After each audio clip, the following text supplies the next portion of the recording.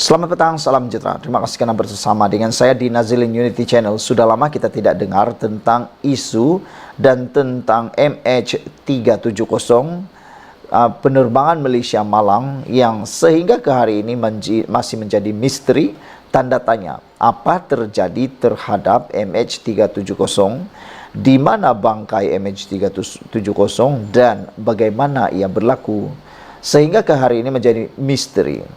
Tetapi dalam laporan di utusan Malaysia hari ini mengejutkan kita apabila didakwa bahawa nelayan Australia menjumpai bangkai MH370. Wah, ini memang menarik perhatian kita. Di mana lokasinya, bagaimana keadaan bangkai pesawat tersebut, kita akan ketahui dalam laporan di utusan Malaysia ini. Nelayan Australia dakwa menjumpai bangkai MH370. Seorang nelayan Australia mendedahkan pernah menemukan objek yang didakwa milik pesawat Malaysia Airlines MH370 ketika menangkap ikan di kawasan Lautan Selatan. Tempat terakhir pesawat yang hilang pada 8 Mac 2014 dengan membawa 227 penumpang dan 12 anak kapal itu masih menjadi misteri, walaupun selepas pencarian paling meluas di laut dalam sejarah dunia. 9 tahun selepas kehilangan pesawat itu, nelayan Australia yang sudah bersara, yaitu Kit Oliver, 77 tahun, tampil mendedahkan bot pukat tunda laut dalamnya pernah menarik objek yang kelihatan seperti sayap sebuah pesawat komersial.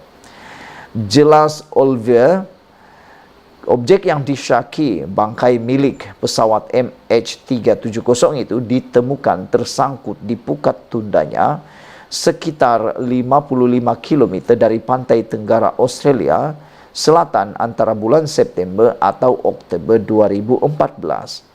Ia adalah sayap sebuah pesawat besar. Saya awalnya terkejut kerana tidak pernah melihat objek sebesar itu, katanya kepada akhbar Sydney Morning Herald.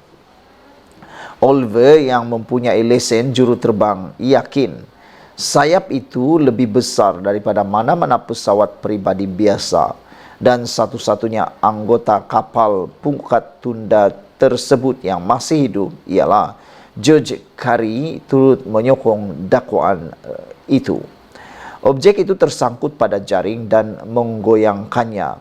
Ia jelas merupakan sayap atau sebahagian besar daripada bangkai pesawat komersial. Objek itu berwarna putih dan jelas sekali bukan daripada jet tentera atau pesawat kecil, jelas Korea lagi. Selepas bergelut sepanjang hari untuk menarik objek itu, Oliver berkata dia mengarahkan anak kapalnya memotong pukat dan membiarkannya hanyut kembali ke kedalaman yang agak cetek di Lautan Selatan. Oliver memberitahu wartawan sejurus selepas kembali ke pelabuhan dia segera menelpon polis, pihak berkuasa keselamatan maritim Australia dan berkongsi koordinat objek tersebut. Beberapa jam selepas membuat panggilan, Oliver berkata dia dihubungi oleh seorang pegawai yang memberitahunya objek itu berkemungkinan serpihan kontena yang terjatuh dari kapal Rusia di kawasan di luar Rome. Oliver percaya wajar untuk mendedahkan penemuannya kepada umum bagi membantu waris penumpang MH370 mengetahui nasib sebenar ahli keluarga mereka. AMSA bagaimanapun memberitahu Sydney Morning Herald mereka tidak mempunyai rekod panggilan daripada Oliver. Sekian dulu untuk kali ini. Jangan lupa tinggalkan komen anda. Menjadi pertanyaan kita, persoalan besar kita sekali lagi ialah apakah dengan pendedahan daripada nelayan Australia ini ia akan dapat membantu merungkai kedudukan dan misteri MH370. Di mana mereka berada, di mana bangkai itu berada, sehingga ke hari ini belum lagi ada keputusan yang tepat. Tetapi dengan pendedahan terkini daripada nelayan Australia ini, ianya seperti memberi nafas baru memberi maklumat baru, data baru kepada kita semua. Semoga dengan data baru ini, maka penemuannya akan dapat dipercepatkan lagi. Sekian dulu untuk kali ini. Jangan lupa tinggalkan komen Anda, tekan butang subscribe. Kita jumpa lagi. Bye-bye. Selamat petang, salam sejahtera. Terima kasih karena bersama dengan saya di Nazilin Unity Channel. Beberapa hari ini sibuk bercerita tentang tindakan SPRM menyita Menara Ilham milik Tun Daim Zainuddin. Dan ini rentetannya, Daim tak mungkin duduk diam.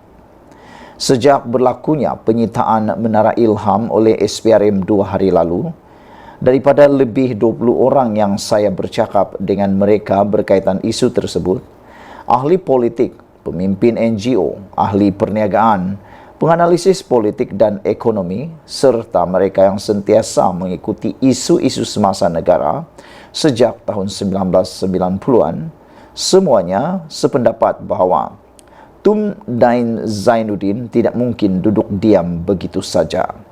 Semua mereka bersetuju, malah yakin bahawa bekas Menteri Kewangan itu pasti akan bertindak balas. Sasaran tindak balas yang diyakini tidak lain ialah kepada Perdana Menteri Anwar Ibrahim. Walaupun Anwar telah menegaskan siasatan SPRM itu bukan arahan daripadanya, sebaliknya merupakan keputusan agensi tersebut sepenuhnya, tetapi sasaran paling mudah dan subjek yang disasarkan itu pula boleh dijatuhkan, ia tentulah terhadap mereka yang mengetuai kerajaan.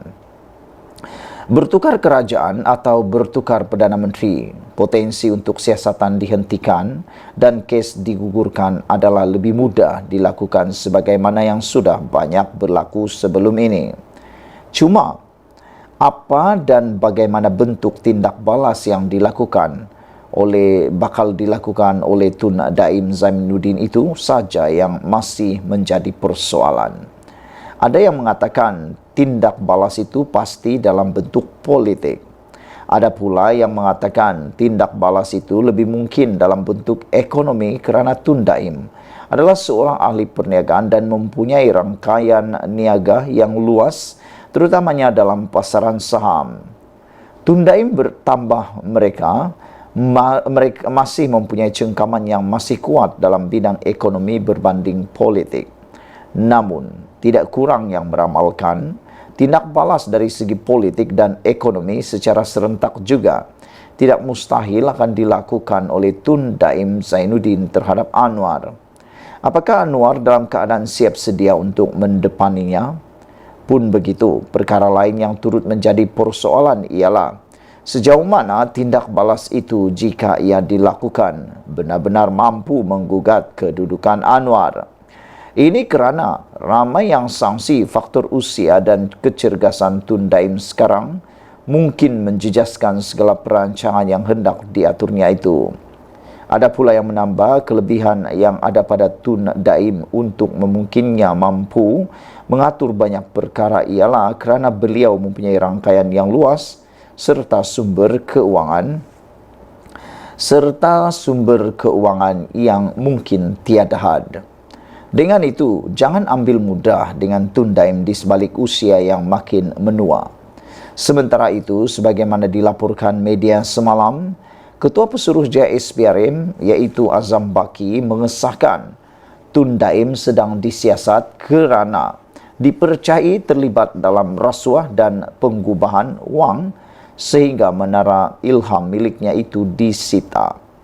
Apabila kami menyiasat dakwaan rasuah dan salah guna kuasa dan melibatkan harta tak alih, kami dibenarkan di bawah Akta SPRM menghantar permohonan sitaan kepada Timbalan Pendakwa Raya. Itulah apa yang berlaku. Kami menggunakan kuasa yang diperuntukkan kepada Timbalan Pendakwa Raya untuk mengarahkan pejabat tanah meletakkan caveat terhadap tanah berkenan, katanya.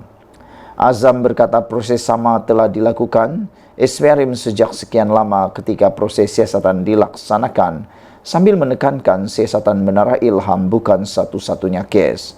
Desta yang juga memetik sumber sebagai berkata, beberapa aset milik Daim dan keluarganya mungkin turut disita SPRM. Susulan dipercayai kegagalannya menjelaskan sumber dana bagi pembelian hartanah tersebut.